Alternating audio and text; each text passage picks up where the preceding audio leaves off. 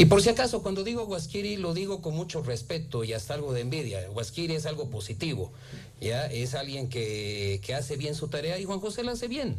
Nos acaba de leer las 4 tipificaciones de terrorismo y en ningún lado ni por asomo pues dice tratar de evitar que el gobierno haga algo.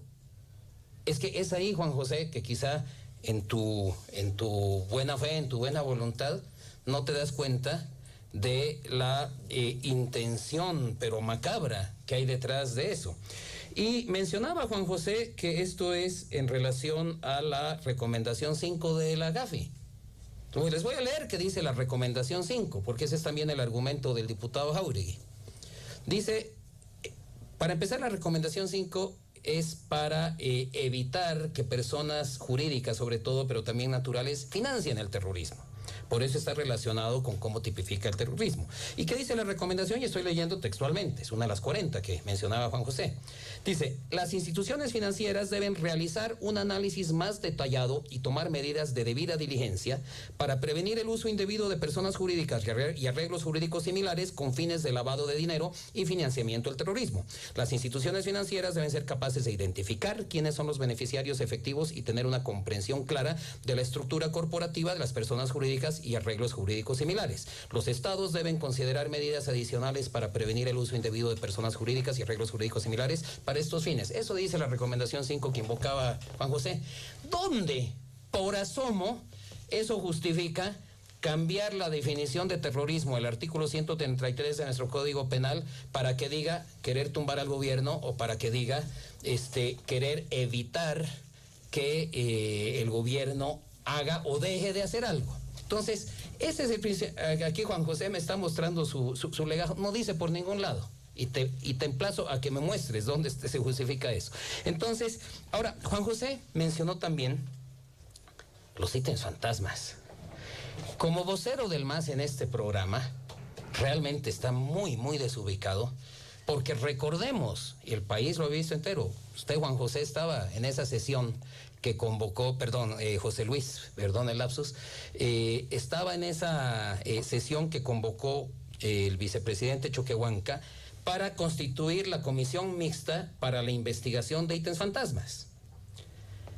Nosotros propusimos que esa comisión mixta se ampliara a la investigación de narcotráfico y lavado de dinero. ¿Y qué pasó? ¿Recuerdan qué pasó? Los senadores del MAS se chacharon, no dieron quórum y sigue pendiente. Y cada vez que ha vuelto Choquehuanca al hemiciclo de la Cámara de Diputados, se lo recordamos que sigue pendiente. ¿Con qué cara nos dice el MAS de que está pendiente eso de ítems fantasmas cuando es el propio MAS el que tiene bloqueado esa investigación? Esa y muchas otras, o sea, no le interesa para nada investigar. Luego nos habla, ¿no?, de la corrupción de Áñez y etcétera, y cómo se necesita. Se contradice porque nos acaba de citar 5 leyes en que en sus propias palabras dice que es para investigación de financiamiento al terrorismo o de legitimación de ganancias ilícitas. Ya hay 5 leyes. ¿Por qué se inventan una sexta como pretexto para ponerle mordaza a la población y criminalizar la protesta social? Eso es. Y en todo lo que nos ha dicho, toda la saliva y el tiempo que se ha gastado en argumentar y leernos cosas de la Gafi, justamente refuerza con claridad esta idea. Y luego, terrorismo. Qué bien que mencionó de que unos muchachos, por llevar huipala en su mochila, los detuvieron. ¡Qué barbaridad! Eso es cuando la justicia está en función del poder y del poderoso y no de las leyes. Y yo le digo otra cosa. Todos me han visto, hasta hace unos días yo estaba con muletas. ¿Por qué? Porque estábamos en una marcha pacífica en mi circunscripción y hubo una descarga brutal, criminal, de petardos y hasta dinamita. Ahí quedé herido, reventó mi tendón de Aquiles y tuvieron que operarme. Y no fui el único. No hay ni medio procesado por eso. Pero 6 meses antes había una marcha contra la persecución política y apresaron a 3 muchachos por tener petardos en su mochila, ni siquiera habían sido detonados. Uno de ellos, Mauricio Brusone, sigue preso. Entonces, imagínense, sin esta ley, la justicia obediente, perrunamente, servilmente, de la manera más indigna al poder de turno,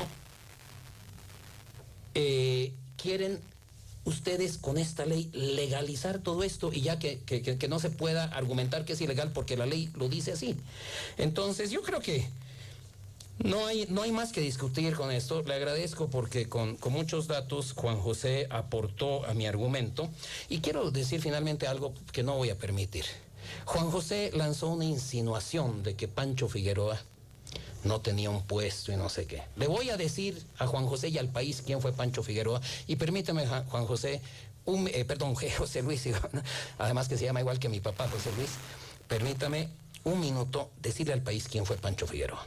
Pancho Figueroa fue 40 años dirigente sindical, primero de la COP y después de los gremiales. Es una figura que creo yo comparable a don Juan Lechín Oquendo en su defensa por la democracia. Se opuso a la dictadura de Banzer y sufrió cárcel y exilio por eso, siendo dirigente de la COP en Tarija. Luego, ya con la recuperación, o más bien la conquista de la democracia, el gobierno de la UDP fue viceministro de Trabajo y defendía a los trabajadores. Fue parlamentario nacional en la apertura democrática y ha sido un luchador incansable de los derechos de los trabajadores, que cuando eran la mayoría asalariados defendía a los asalariados, pero cuando la mayoría pasó a ser trabajadores por cuenta propia, como es hoy en día, 8 de cada 10 trabajadores trabajan por cuenta propia, su mayor defensor ha sido Pancho Figueroa. Murió el 20 de octubre del año pasado. Yo tuve, no sé si el dolor, el privilegio de ir a ayudar con su familia a recoger su cuerpo. Un cuartito cerca de la terminal, lo más humilde. Pancho Figueroa, después de haber sido viceministro, después de haber sido parlamentario, después de haber sido dirigente sindical por 40 años, vivía en auténtica humildad y pobreza y así murió, en su camita, en su catrecito, en su cuartito alquilado. ¿Ya? Entonces, no acepto bajo ningún punto de vista y me parece ofensivo, no solamente a la memoria de don Pancho Figueroa y a la familia gremial, que alguien pretenda insinuar una deshonestidad de don Pancho Figueroa, que en paz descanse. Muchas gracias, diputado Miguel Roca. Para finalizar este punto, señora Elizabeth Reyes. Bueno, lo más importante es que